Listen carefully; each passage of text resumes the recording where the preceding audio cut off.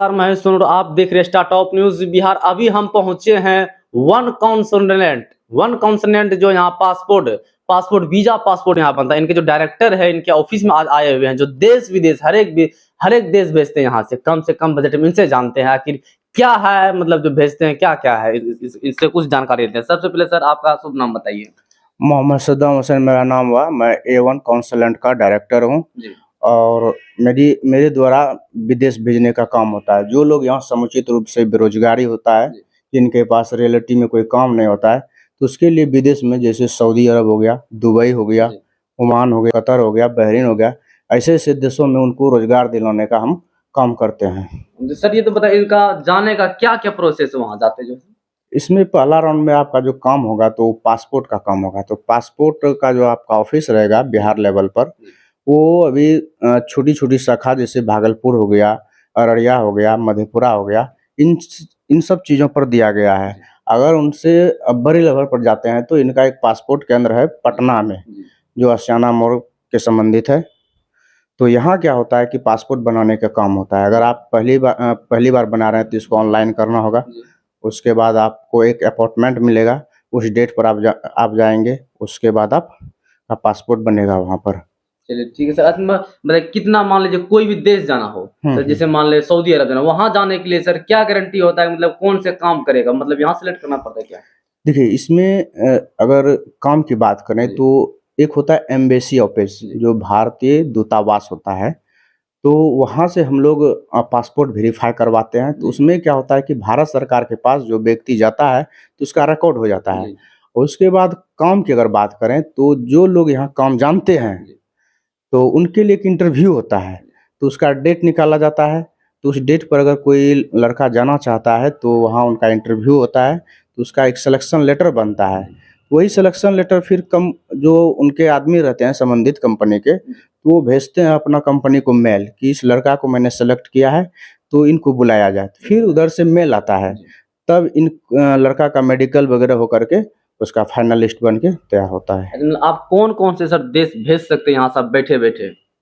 यहाँ तो all country के लिए काम हो रहा है अभी। जैसे हो गया सऊदी के लिए, दुबई के लिए, बहरीन के लिए, उसके बाद कुवैत के लिए, ये सब सारे चीज़ के लिए काम हो रहा है। मलेशिया वगैरह सब लड़के को भेज रहे हैं और सटीक तरीका से भेजते हैं। तो सर बताइएगा, चाहे मान लीजिए कम से कम हेल्पर अगर वहां जाता सर, अपने देश छोड़कर वहां जा रहे हैं, तो वहां सर कितना कमा सकता है हेल्पर? अब बेरोजगार को आप सर रोजगार देके वहां भेज रहे हैं, कितना कमा सकता है हेल्पर? अगर रियलिटी में बात करें कि हेल्पर वहाँ क्या कमाता है, तो भारत और अदर देश के अलावा तो दोनों सेम ही है। लेकिन समस्या ये है कि भारत में कंटिन्यू काम नहीं होता है, जिससे लोगों की आर्थिक स्थिति गिरते नजर आ रहा है। और वहाँ क्या होता है कि कंटिन्यू काम करना पड़ता है कंपनी में, तो उनको महीना बाय महीना सैलरी मिलती है। तो वहाँ के रियाल में चलता है, सऊदी हो गया, दुबई हो गया, तो ये सब डॉलर रियाल होता है। तो वहाँ वही 800 से 900 या 1000 रुपया बेसिक सैलरी होती है। अगर उसको इंडिया में कन्वर्ट कर दिया जाए तो अभी 22 की रेट चल रही है, 1 रुपया का 22 रुपया। तो वही 22,000 23,000 रुपया 8 घंटे को उनको मिलेगा 1000 सैलरी पर। हाँ, उसके बाद उसमें क्या सिस्टम होती है, वहाँ महीना की 4 दिन छुट्टी होती है। तो अगर छुट्टी के दिन भी काम कर लिया तो उनको अलग से पैसा दिया जाता है। अब बाकी ओवर टाइम की बात करें तो ओवर टाइम 2 से 3 घंटा प्रत्येक कंपनी में चलती है, जिससे भारतीय मजदूर को वहाँ 25 से 30,000 खाना पीना खा के हो जाता है कंटिन्यू। जी सर बताइए, कोई भी एक देश जाने के लिए कम से कम कितने सर खर्च लगता है वहाँ जाने में, कम से कम? इसमें तो जनरली कम ही खर्च पड़ता है, लेकिन आगे जो काम लोग करते हैं तो उनका एक ऑफिस होता है, बड़ा बड़ा ब्रांच होता है, उसमें लोग स्टाफ के रूप में काम करते हैं, तो उन सबको सैलरी दिया जाता है। तो ऐसे एक बंदे पर 60 से 70,000 रुपया खर्च आ जाता है। तो सर ये मतलब पैसे मान लीजिए 60,000 सर पहले दिया जाता है या वहाँ पहुँचने के बाद सर आप लोग को दिए?